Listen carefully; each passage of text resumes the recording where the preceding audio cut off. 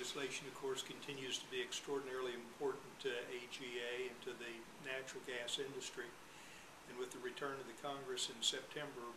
we anticipate an upturn in activity. On September the 8th, we anticipate that Chairman Boxer will be introducing her climate change legislation in the Environment and Public Works Committee, the committee which has principal jurisdiction over the legislation. In addition to that, Senator Reid has asked the other 4 committee chairmen that have jurisdiction over some elements of the legislation to have completed their work by September the 28th.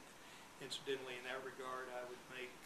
reference to the fact that Senator Reid is playing an increasingly important role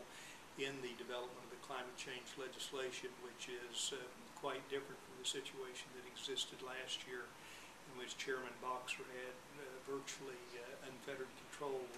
over the development of the legislation. Our best expectation at this point in time would be that the legislation wouldn't come up until quite late in the year, following the conclusion of consideration of the health care legislation. There's also some question as to whether or not it might be postponed until next year in order to wait to see what evolves from the UN meeting in Copenhagen, which will occur in early December. But all things considered, it's safe to assume that there's going to be a real flurry of activity on the climate change front